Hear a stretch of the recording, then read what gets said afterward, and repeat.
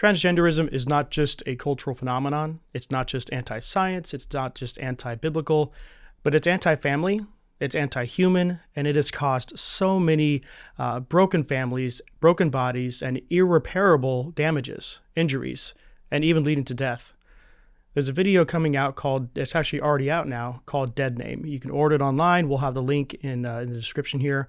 Basically what this video does is it follows the lives of a few people and their family members who have seen the detrimental impacts of the transgender movement.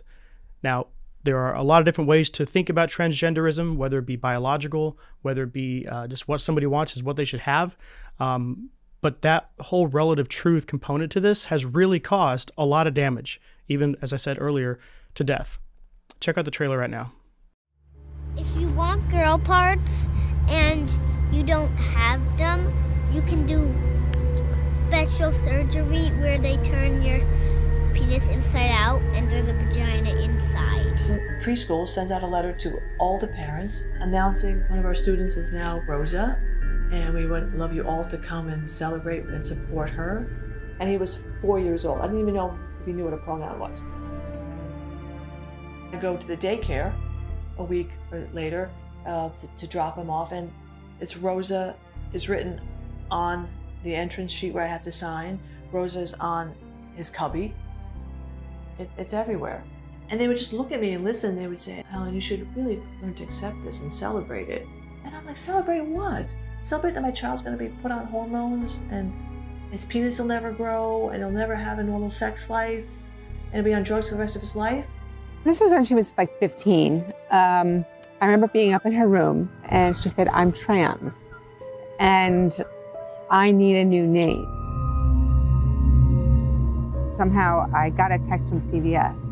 Your prescription for TES is available. She's like, it's mine. You can't take it from me. You can get this by making a phone call and having a tele-appointment.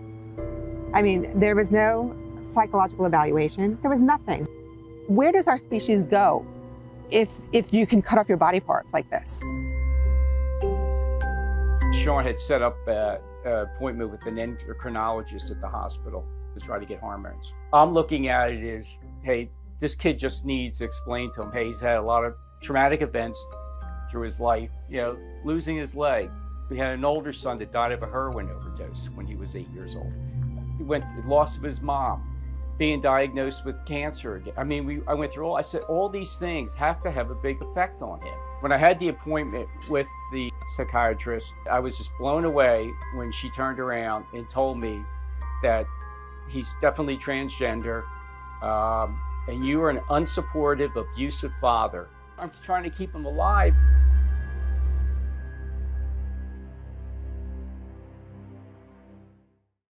The trailer in itself is disheartening. Now just wait till you watch the video. It will make you sick. If you have any moral compass about you, you will be disturbed by it. So my friend Brandon Showalter has been very much involved with this video, and before that, and he will continue to do so much really, really, really good work exposing the transgender agenda for what it is. It's terrible, it's anti-science, it's anti-Bible, it's anti-family, it's anti-life, it's anti-truth. I could keep going on, but why not? Why not? Brandon Showalter, you're with me right now. You're the expert here. Tell me a little about this video, why you wanted to participate in it, and how you feel about it. Well, it's a documentary film called Dead Name, as everybody just saw in the trailer. Filmmaker Taylor Reese did an extraordinary job. I was honored to be a contributor in this documentary film called Dead Name, like I said. And for those who don't know, to dead name someone is to use the name of a transgender identified person that was given by their parents at birth. Usually the first step in the gender identification process is to choose a new name. But as the filmmaker has explained to me, and I've been covering these issues, I should say, at the Christian Post for probably 6 years now, hence my involvement in this documentary film. Dead name is emblematic of the larger struggle that families face when this ideology invades their home. And the medical issues, when we're starting to see some scrutiny of puberty blockers, cross-sex hormones, body-altering surgeries, in pursuit of appearing as the opposite sex. Some of those, medical issues are finally now starting to see some scrutiny in the mainstream press, conservative media, Christian media, and some radical feminists as well. Just there's been this ragtag motley crew of people who have been raising the alarm about how experimental and dangerous this medicalization is. But what has not seen, scrutiny, what has not happened yet until this film, I think, is perspective of parents who are hurting. The family destruction and the crushing of the family that transgender ideology causes. This film puts a very sort of poignant, underlines that very, very poignantly. And I would best describe this as an intimate portrait glimpse, sort of a fly on the wall look of what it's really like for families, for moms and dads, when their kids suddenly start identifying as something other than the sex that they are. It profiles 2 mothers and a father who've been ripped apart by this, and I cannot recommend enough that people go to deadnamedocumentary.com and watch this documentary. Vimeo censored it, but deadnamedocumentary.com is its new home. Well, let's talk about that censorship. So you reached out to me a few days ago saying, hey, let's this is a great story. This is a great thing to do. I agreed. I'm like, let's do this. The next day you reached out like, whole new story. Now we're off Vimeo. We're censored. Yeah. What happened there? You reached out to them. What was their response? The filmmaker reached out to them, and we were told, she was told that it violated their hateful conduct or some such policy. They gave these very blah, blah, blah statements, politically correct statements to some of the press that asked them why. I mean, this is what was hateful about this. We didn't get any specifics as to what was said in the film. These are just 3 parents telling their stories. The filmmaker has said it's love speech. It's not hate speech. And these are parents that love their children ferociously and would do anything to protect them and save them from medical harm. But, the powers that be today, the gender identity activists and their allies in big tech and on, streaming platforms like Vimeo, anything that contravenes their preferred narrative, you just 86 it. And so, but necessity is the mother of invention. And so within a few hours, it was back up on a website of its own. And needless to say, sort of a Streisand effect. There's a lot of people who are more interested in the film. National media covered the censorship. And as a result, more and more people are seeing this really powerful film and being deeply moved and gut punched by it. It is a hard film, but it's a necessary film because you allow the parents to do the talking. And again, that's a perspective we've not heard much from yet. And this is not just a religious thing. I mean, it's not a religious film at all. It's not a religious. The film, it's not religious. It's not political. It's not slick or provocative. Mm-hmm. It's just a humanizing glimpse of what this is really like. The filmmaker is not even a believer. The filmmaker is not a religious person. No, no. But the truth is true, no matter who says it. Yep. Yeah. I hear that. So you've done not just this video. I mean, this video is you say you've been doing it 6 years now. You've covered this for 6 years. Mm-hmm. Amazing work you've been doing. I don't know how you do it in one piece. I don't either. I mean, it is some really dark stuff. Yeah, the Lord's grace. I'm telling you. So William Wolfe, when he wrote the article about it, I read it and I was like, man, William's a bulldog. He is with anything, But then he just had his 3rd kid, and it's funny to see sometimes in the articles you'll see the father step in. Oh yeah, in a bulldogish or in a very compassionate way. Mm-hmm. When he was talking about Leah Thomas a while ago, he was saying, someone should have come up and say, he wasn't mad at them. He was just like, I just feel for this person. This person has been misguided in life. This person did not have good leadership, good mentorship. So it's like, the anger is not towards the people who identify as trans. The anger should be focused on the doctors who do know the science. They've known the science for a long time. Some of these doctors are far old enough to have been well versed in the science before transgenderism was a popular thing. Before it was a trendy thing. So they know the truth. They do. They know the truth. Just like abortionists. It's like these doctors, they know the truth. They know about life. So it's like they're the ones. The anger should be really channeled towards them. And of course, the media and other politicians who really don't care about it. They just care about the views. They just care about their re-elections at the expense of families, at the expense of life. Yeah. Well, and I concur that if there's anybody who's most culpable in this entire realm, it's those who are practicing this experimental medicalization. And with respect to, abortion and other things, like full disclosure, I'm very much a pro-lifer myself, but this is bringing together, this issue in particular, transgender medicalization, it is bringing together a wide swath of people. I mean, I hear from very, very left-wing people, very, very right-wing people down the middle, religious people, non-religious people who hold a variety of views on any number of issues, but I think it's just a very human thing when you start doing medical experiments on children.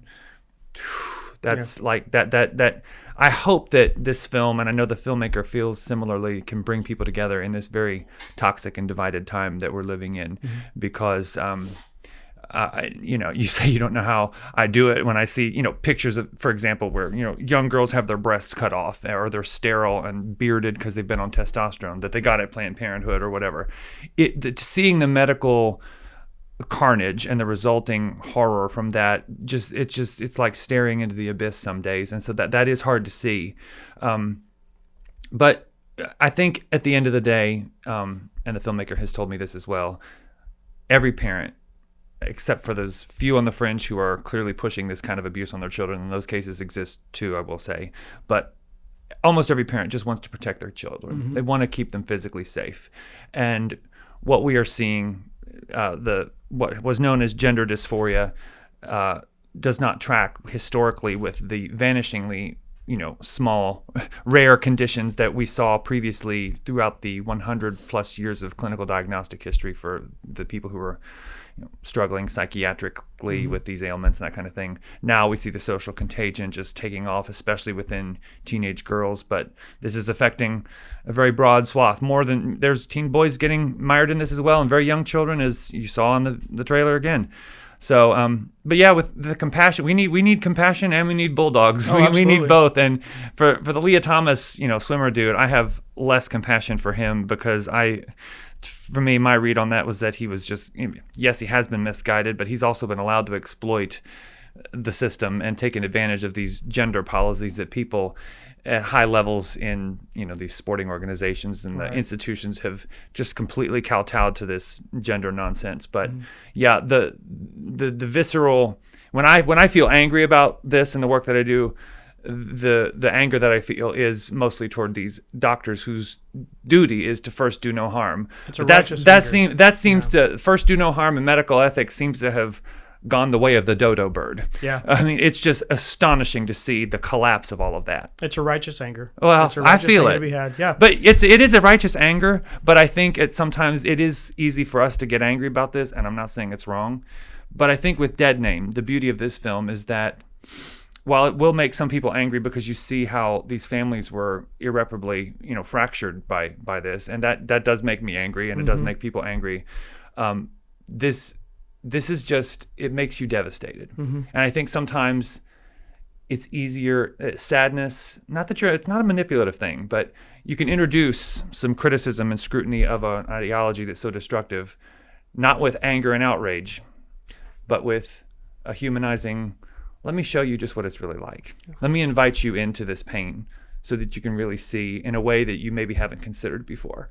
Because I think a lot of people recognize that this trans dogma that's saturating so much of society now is harmful and damaging and bad, but they just don't know how bad it is until it's their own family that's been shattered, until it's their own child who is on a pathway of unchecked medicalization. It really hits home. I hear from parents, they said, yeah, I just saw this, I never really agreed with it, but they start praying, even if they're atheists, that their children will not go down this path when they suddenly start identifying as the opposite sex, and they could maybe be irreversibly harmed, sterilized, that kind of thing. It seems like this video has the potential to take a narrative and make it practical.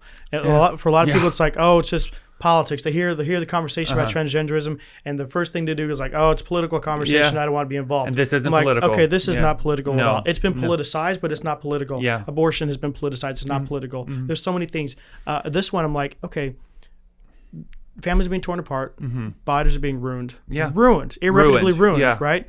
Permanently sterile. But all these talking points are a narrative to so many people, and so when they see the video, it's like a tangible imagery. It's like, okay, this is actually someone who's my age. You can't not feel it. No, for parents who have kids, it's like, wait a minute, that father is my age. That father's in my situation. And then, so hopefully that will make them dig in and see what's really going on. Governors saying, hey, we should be able to, minors should be able to have whatever they want, surgically, physical alteration to their body without their parents' consent. Yeah. Like even suggesting that is like, this is horrible. And some people say, oh, but they'll never actually let that pass. The fact that it's even being suggested means, one, it will pass eventually, or at least it'll make it to the legislature eventually. The fact that that's even being discussed by state leaders. Yeah, it's so terrible. And as a journalist for Christian Post, where I've been employed for the last 6 years, it's been absolutely staggering to see the level of manipulation and outright lying that mainstream press has done. I have often said that I think that the medical malpractice has been enabled by the journalistic malpractice, because they are, John, doing transgender surgeries on minors, contrary to a lot of what you've seen in recent weeks and months, where they're like when Boston Children's Hospital had their YouTube videos exposed with their own watermark, where the doctors admitted to doing it to minors. I saw all sorts of interference running from legacy media outlets saying, no, it's just a bunch of right-wing misinformation. That's not true. We don't do it to children. I've combed through the literature, the peer-reviewed medical journals, where the gender clinicians themselves admit to doing mastectomies on girls as young as 13, vaginoplasty surgeries, that's amputation of male genitals on boys as young as 15. Like, this is in their own literature. The Lancet, the Journal of Sexual Medicine, the Journal of Clinical Medicine, Obstetrics and Gynecology, not some right-wing news source. I just was like, hold up the receipts. Like, look, you yourself said that you did this. And so, but the mainstream media will not scrutinize. Until very recently, there was a Reuters piece last fall, followed by the New York Times, and then Jonathan Haidt at the New York Magazine, or New York, Jonathan Haidt. Sure. I think it was the Intelligencer. That's where he wrote about some of the scrutiny of the medical issues is finally starting to happen. Particularly now, Europe is backing away. Several European nations are backing away from this experimental treatment protocol. But big pharma, big medicine, all the institutions here are dug in. So hopefully, showcasing the rupture and the pain of families who have been shattered beyond belief. They can't, Bill, I won't give too much away, but one of the things that Bill says, he said, I can hardly believe this is even real. This is so, these parents never could have imagined going through this kind of intense, searing pain and agony and suffering when they watch their children spiral down into this kind of thing. But maybe through showing what it's like for families, we can sort of help facilitate some, broader questions about what this medicalization is even doing. I don't even like to call it medicine, but when you see how this is rupturing families, maybe then we can take a more critical look at some of this, because a lot of people have been screaming into the void for years, but we need to hear the cries of these moms and dads who, they wouldn't wish the kind of suffering they've been through on their worst enemy. Yeah. I think using medicine is a good thing, though, using the word medicine, because as sad as it is, these are medical professionals. So I think just it's not good medicine. No, it's not. It's terrible medicine, man. I mean, that's why I'm like, I say medicalization. No, I know. Yeah, I know what you mean. I just like, for some people hearing that would be like, now wait a minute, what is that? What is going on here? It is. Yeah. Well, the language is just around this space is just so convoluted, and it's hard to even get, on the same page, and I have this working theory that this sort of rise in non-binary is kind of a distraction, because as the public becomes frustrated with trans, they kind of shift everything away and keep everybody confused. And because if everybody's confused, you can continue to just advance with your dogma. I don't know if that's true or not, but that's my. Oh, I'm sure it is for some. Possibly, I don't know. None of this makes any sense. So moving forward, how can the church, how can the community, how can American citizens who are concerned about this show activism and make a difference? Well, I think if you're going to do activism with regard to this issue, the first thing that you need to do is vote. Sorry. Yeah. That's one way. I won't go into the whole, what I think about all the Republicans and Democrats doing stuff, because I have mixed feelings about a lot of things given some of what I know. But there are Republican legislators in certain states trying to, and there was a Democrat in South Carolina that was putting forth some kind of restriction to ban this for minors, and how all that will shake out. But for concerned citizens, for churches, before you do your activism, I think you really need to be informed by compassion. Compassion literally means suffer with. And I think if you want to get a taste of the compassion, you need to familiarize yourself with the suffering of these parents. So go watch the movie. Go to Dead Name documentary and watch the full film and allow their stories to stir you.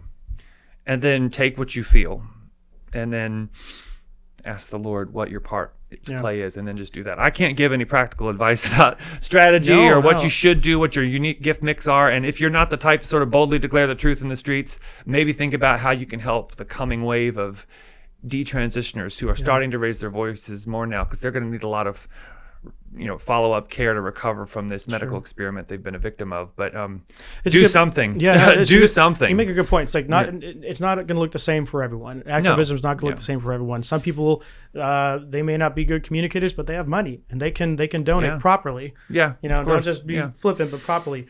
Some are good communicators. Some have platforms. Some are writers. Some support independent journalists who are telling the truth. That's a big thing you can do. Yes, and I always like to tell people to get out and vote. But read the Christian Post. Read the Christian Post. Do read the Christian Post, absolutely, and the Freedom Center. Yeah. But with people in voting, I'm like, it's not a partisan thing, because, like you said, there's convolution within both parties. You have Democrats who are opposed to the LGBT or to the transgender thing, and you have some Republicans who are for it. It's like, okay, vote in or acting very cravenly behind the scenes, taking money from people. Yes, yes. So like, be informed. Don't just look at the ballot. Be informed. Know who's going to be on that ballot when you go to vote, but know who they are way before you go to the ballot. Research them. Look into them. Maybe that'll have a difference on who even shows up on the ballot. Anyways, Brandon, any final thoughts? Any final words? Go see Dead Name. I really think that it's important I was honored to be a part of this film. Filmmaker did an extraordinary job. I think there've been a smattering of documentaries that have come on the scene, the most famous of which was Matt Walsh's What is a Woman. I was also in Tucker Carlson's original documentary film on Fox Nation last September. But Dead Name is just so unique. And I think that it is going to haunt people. And you need to expose yourself to kind of this. Some people don't want to explore things that are so heavy, and there are moments of hope in this film too. So it's you do see there is a hope that does permeate in certain moments, but it does.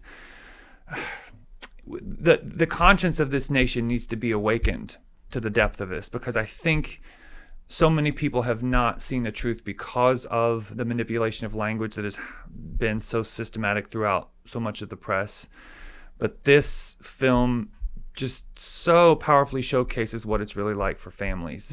And I think that holds the key to turning the tide that many of us have been wanting for so long. I do believe that the tide is turning and will continue to turn, and we certainly are not going to shut up about it at the Christian Post.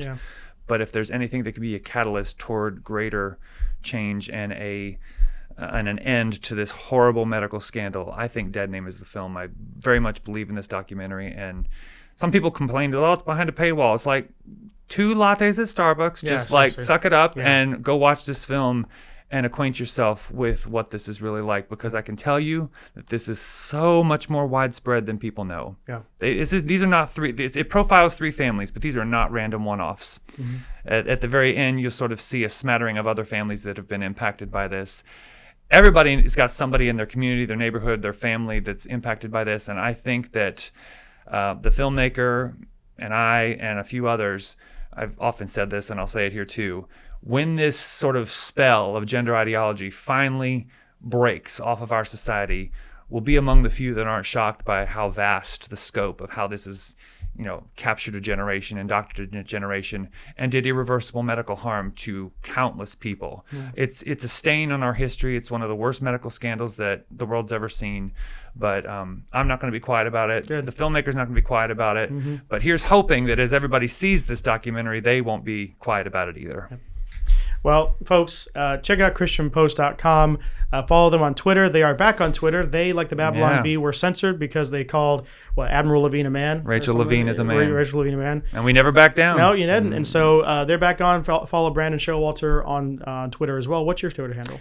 At Brandon M. Show. Brandon M. Show, at Brandon M. Show. The work he's done is incredible. Follow him on Twitter. Follow Christian Post on Twitter. Go to deadnamedocumentary.com. Go to deadnamedocumentary.com. Pay your $10. You won't be able to tell it came out of your bank account. Okay, it's just $10. Support local journalism. Watch the show, and hopefully when you watch it, you'll feel convicted to make a difference in some capacity. Thanks so much.